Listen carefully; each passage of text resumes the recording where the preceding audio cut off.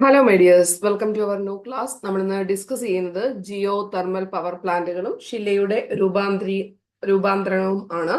എല്ലാവർക്കും നമ്മുടെ വീഡിയോയിലേക്ക് സ്വാഗതം. ഡിഗ്രി ലെവൽ പ്രിലിംസുമായി ബന്ധപ്പെട്ട കണക്റ്റഡ് പോയിന്റ്സ് ആണ് എങ്കിൽ പോലും 10th മുതലുള്ള എല്ലാ എക്സാംസിലും ഈവൻ LGS പരീക്ഷയ്ക്കും നിങ്ങൾക്കിത് യൂസ് ചെയ്യാവുന്നതാണ്. നോക്കാം. താഴെ പറയുന്നവയിൽ ഏതാണ് ഭൂതാപനിലയങ്ങളിൽ ഉൾപ്പെടാത്തത്?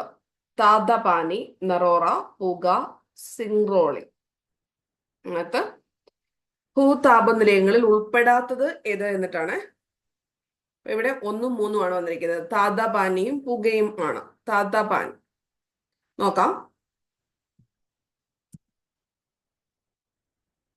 ഇംഗ്ലീഷിൽ നിന്ന് ട്രാൻസ്ലേറ്റ് ചെയ്യുന്ന സമയത്ത് തട്ടപാണി, താതപാണി എന്നൊക്കെ വരും. No problem. ജിയോ തെർമൽ എന്ന് പറയുന്ന സംഭവം, അതായത് ചൂടും നീരറവുകളുമായി ബന്ധപ്പെട്ട കാര്യം ആണ് ജിയോ തെർമൽ പവർ പ്ലാന്റുകൾ എന്ന് പറയുന്നത്. പ്രധാനപ്പെട്ട ജിയോ തെർമൽ പവർ പ്ലാന്റുകളാണ് ഛത്തീസ്ഗഡിലെ താതപാണി. താതപാണി ഇപ്പൊ എവിടെയാണെന്ന് പഠിച്ചു വെക്കണം. ഛത്തീസ്ഗഡിലാണെന്ന കാര്യം പഠിച്ചു വെക്കേണ്ടതാണ്. ജമ്മു കാശ്മീരിലെ പുക എന്നിട്ടുള്ളത് ജമ്മു കാശ്മീരിലത്. ഗുജറാത്തിലെ കാംബെ എന്ന് പറയുന്നത് ജിയോ തെർമൽ ആണ്. ഹിമാചൽ പ്രദേശിലെ മണികരൺ റിപ്പീറ്റ് ആയിട്ട് ചോദിക്കുന്നതാണ്. ഹിമാചൽ പ്രദേശിലെ മണികരൺ. ജാർഖണ്ഡിലെ സൂരജ് കുണ്ട.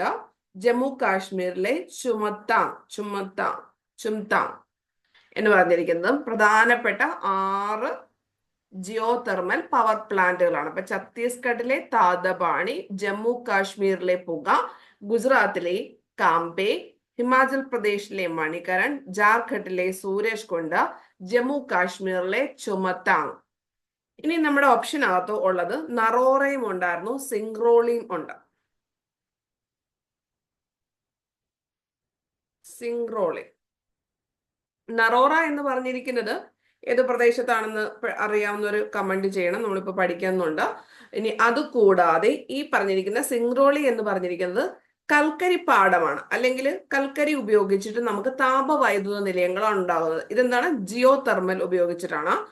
ചൂട് നീരുറവകൾ. ഇനി കൽക്കരി പാടവും ആയാലും പ്രകൃതിവാതകമായാലും പെട്രോളിയം ആയാലും ഒക്കെ യൂസ് ചെയ്തിട്ട് ഉണ്ടാവുന്നതാണ് താപവൈദ്യുത നിലയങ്ങൾ എന്ന് പറഞ്ഞിരിക്കുന്നത്. ഇപ്പൊ ഇവിടെ മധ്യപ്രദേശും ഉത്തർപ്രദേശിലുമായിട്ട് വ്യാപിച്ചു കിടക്കുന്ന ഒരു കൽക്കരി പാടമാണ് സിംഗ്രോളി എന്ന് പറഞ്ഞിരിക്കുന്നത്. ഇതിന്റെ സബ് സ്റ്റേഷനായിട്ട് പവർ സ്റ്റേഷനുകളൊക്കെ വരുന്നുണ്ട്. സിംഗ്രോളി പവർ സ്റ്റേഷൻ ജസ്റ്റ് അതിനകത്ത് പരീക്ഷയ്ക്കൊന്ന് വന്നു മാത്രമേ ഉള്ളൂ. അപ്പൊ നമുക്ക് ഡീറ്റെയിൽഡ് ആയിട്ട് അതിലേക്ക് പോകാവുന്നതാണ്. താപവൈദ്യുത നിലയങ്ങൾ പ്രവർത്തിക്കുന്നത് കൽക്കരിയോ പെട്രോളിയമോ പ്രകൃതിവാതകമോ ഉപയോഗിച്ചിട്ടാണ്. കൽക്കരി, പെട്രോളിയം, പ്രകൃതിവാതകം ഇവയിൽ ഏതെങ്കിലും ഉപയോഗിച്ചിട്ടാണ്. അത് ആദ്യത്തെ താപവൈദ്യുത നിലയം എന്ന് പറയുന്നത് നെയ്വേലി താപവൈദ്യുത നിലയം ആണ്. എന്താണ്? നെയ്വേലി താപവൈദ്യുത നിലയമാണ് ആദ്യത്തെ ഇന്ത്യയിലെ വൈദ്യുത നിലയം എന്ന് പറയുന്നത്. ഏറ്റവും വലുതെന്ന് ചോദിക്കുമ്പോൾ വിന്ധ്യാചൽ താപവൈദ്യുത നിലയമാണ്. ഇന്ത്യയിലെ ആദ്യത്തെ താപവൈദ്യുത നിലയം നെയ്വേലി താപവൈദ്യുത നിലയം. ഇന്ത്യയിലെ ഏറ്റവും വലിയ താപവൈദ്യുത നിലയം വിന്ധ്യാചൽ താപവൈദ്യുത നിലയം. ഇന്ത്യയിലെ ഏറ്റവും വലിയ താപവൈദ്യുതി ഉൽപാദകർ എന്ന് പറയുന്നത് അതായത് ദേശീയ താപവൈദ്യുത നിലയം NTPC എന്ന് നമ്മൾ പറയത്തില്ലേ, NTPC. അത് 1975 ന്യൂഡൽഹിയിലാണ് ഇതിന്റെ ആസ്ഥാനം എന്ന് പറഞ്ഞത്. ഇപ്പൊ ആസ്ഥാനം എന്ന് പറഞ്ഞത്. ഇന്ത്യയിലെ ഏറ്റവും വലിയ താപവൈദ്യുതി ഉൽപാദകർ നാഷണൽ താപവൈദ്യുത നിലയം ന്യൂഡൽഹിയിലാണ് ആസ്ഥാനം. 1975 NTPC. ഇനി ആദ്യത്തേത് ഏതാണ്? നെയ്വേലിയാണ്. ഏറ്റവും വലുത് ഏതാണ്? വിന്ധ്യാചൽ താപവൈദ്യുത നിലയമാണ്. ഇത്രയും കാര്യങ്ങൾ മനസ്സിലായല്ലോ. ഇനി ഫ്രാൻസിന്റെ സഹായത്തോടെ ഇന്ത്യയിൽ നിർമ്മിക്കുന്ന ആണവ താപനിലയമാണ് ജയ്താപൂർ ആണവ നിലയം എന്ന് പറയുന്നത്. ഏതാണ്? ജയ്താപൂർ ആണവ നിലയം. ആരുടെ സഹായം? ഫ്രാൻസ്. ഇത് ആണവമാണ്.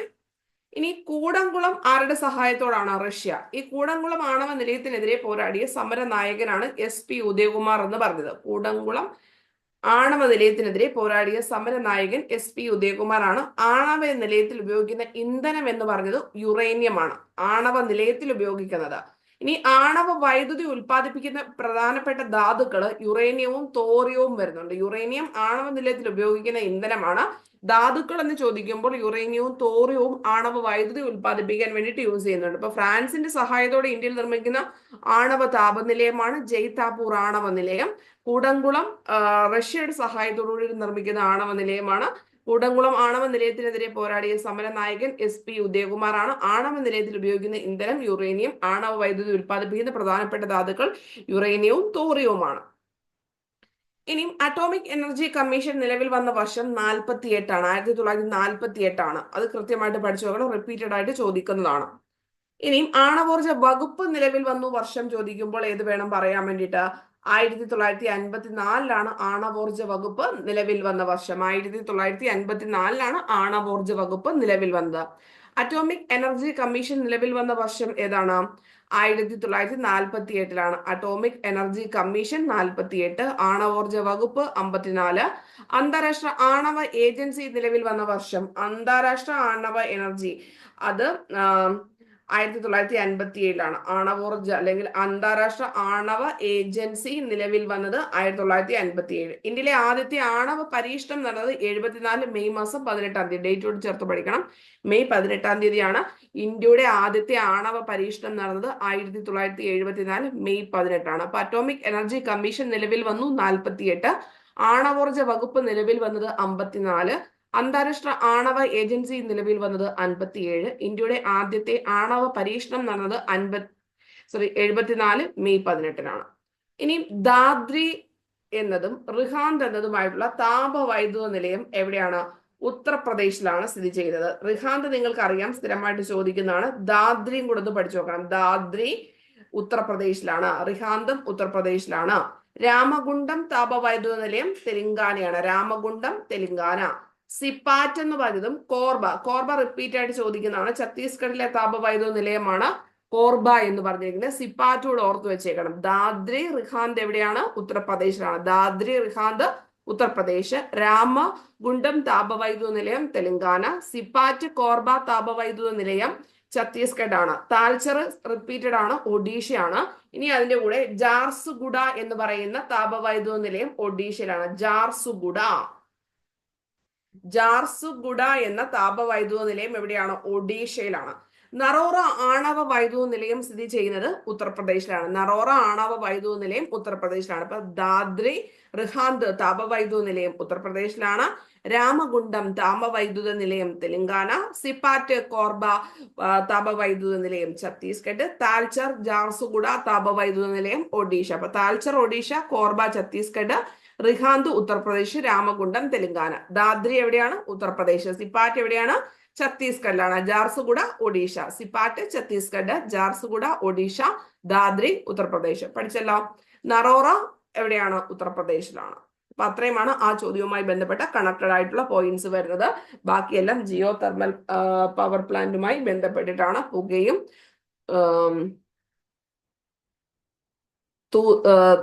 താദപാനി എന്ന് PSC ട്രാൻസ്ലേറ്റ്, തട്ടപാണി എന്ന് അല്ലാതെ. അടുത്ത ക്വസ്റ്റ്യന്, താഴെ പറയുന്ന ജോഡികളിൽ തെറ്റായി പൊരുത്തപ്പെട്ടത് ഏത്? ഇത് സ്ഥിരമായിട്ട് +2 ലെവൽ എക്സാംസിനൊക്കെ ചോദിക്കുന്നതാണ്, കുറച്ചുകൂടെ അഡ്വാൻസ് ലെവൽ. അപ്പൊ അത് കൃത്യമായിട്ട് നിങ്ങൾ പഠിച്ചു വെക്കണം. ഗ്രാനൈറ്റ് എന്ന് പറഞ്ഞിരിക്കുന്ന മാതൃശിലയിൽ നിന്ന് ഉണ്ടാവുന്നത് നീസ്, നമ്മൾ മലയാളത്തില് നീസ്. മണൽക്കല്ല് cyst, ചുണ്ണാമ്പുകല്ല് marble, ഷെയിൽ slate. അപ്പൊ നമുക്ക് നോക്കാം. അതായത് ഗ്രാനൈറ്റ് ആണെങ്കിൽ നൈസ്, അത് ക്ലിയർ ആണല്ലോ. ഗ്രാനൈറ്റ് നൈസ് എന്ന് പറയും. ഇനി ബസാൾട്ട് ആണ് ഷിസ്റ്റ് എന്ന് പറയുന്നത്. ഇവിടെ നമുക്ക് ബസാൾട്ട് വന്നിട്ടില്ല. അപ്പൊ ഇവിടെ എന്തായിരിക്കണം? മണൽക്കല്ലിനെ മാറ്റിയിട്ട് എന്താക്കണം? ബസാൾട്ട് ആണെങ്കിൽ PSC ഉദ്ദേശിക്കുന്ന ഷിസ്റ്റ് കിട്ടിയാണ്. ബസാൾട്ട് ആണെങ്കിൽ ഷിസ്റ്റ് കിട്ടിയാണ്. Granite gneiss, basalt schist. ചുണ്ണാമ്പുകല്ല് മാർബിള് പറഞ്ഞിട്ടുണ്ട്. ചുണ്ണാമ്പുകല്ല് മാർബിള്. Shale slate.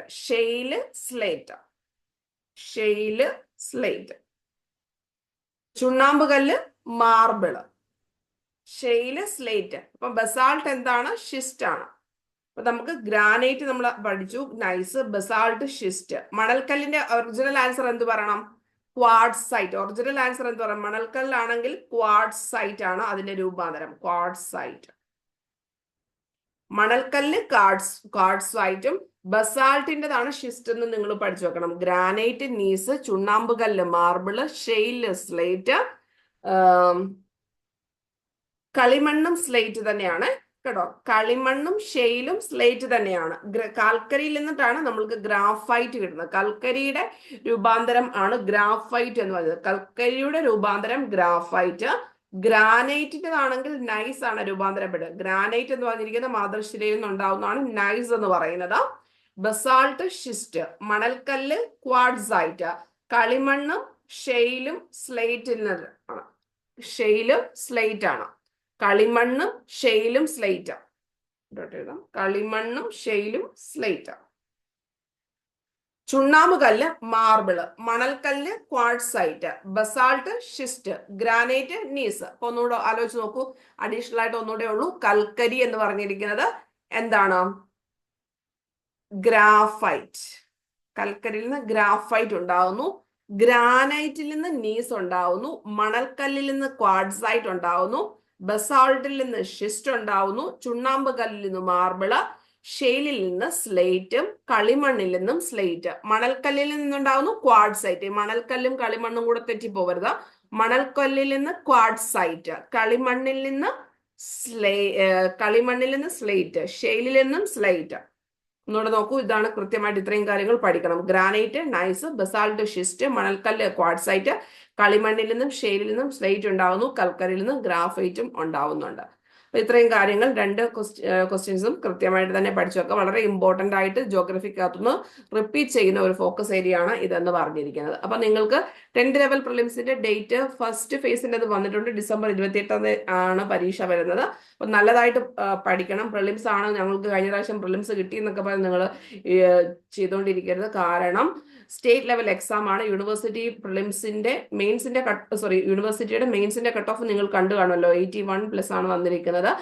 സോ അതുകൊണ്ട് നിങ്ങൾ കൃത്യമായിട്ട് തന്നെ പ്ലാൻ ചെയ്ത് വേണം പഠിക്കാൻ വേണ്ടിയിട്ട്. വെറുതെ ഉഴപ്പി പരിപാടി നടക്കരുത്. നമ്മുടെ ലൈഫാണ് എന്ന് വിചാരിച്ചിട്ട് വേണം പഠിക്കാൻ വേണ്ടിയിട്ട്. അപ്പൊ നിങ്ങൾക്ക് കോഴ്സസ് അവൈലബിൾ ആണ്. 799 ആണ് ലൈവ് സെഷൻസ് ഉള്ള course. 10th level prelims maths ഒഴികെയുള്ള ടോപ്പിക്സ് വരുന്നത്. അവിടെ PDF അവൈലബിൾ ആണ്. ലൈവ് കാണാൻ പറ്റുന്നവർക്ക് റെക്കോർഡ് സെഷൻസും അവൈലബിൾ ആണ്. ഇനി ഡിഗ്രി പ്രിലിംസ് റിലേറ്റ് ചെയ്തിട്ടുള്ള GK കണക്റ്റഡ് പോയിന്റ്സിന്റെ PDF ടെലഗ്രാം വഴിയിട്ട് നമ്മൾ സെല് ചെയ്യുന്നുണ്ട്. അത് നല്ല ടൈറ്റ് കണ്ടന്റ്സ് ആയതുകൊണ്ട് 599 ആണ് പ്രൈസ് വരുന്നത്. GKയുടെ കണക്റ്റഡ് പോയിന്റ്സ് ആണ് ഡിഗ്രി പ്രിലിംസുമായി ബന്ധപ്പെട്ട് വരുന്നത്. അതും ജസ്റ്റ് നമ്മൾ സ്റ്റാർട്ട് ചെയ്തിട്ടുണ്ട്. താല്പര്യമുള്ളവർ ഈ നമ്പറിൽ വാട്സപ്പ് മെസ്സേജ് ചെയ്താൽ മതി. അപ്പൊ എല്ലാവർക്കും all the very best. Thank you.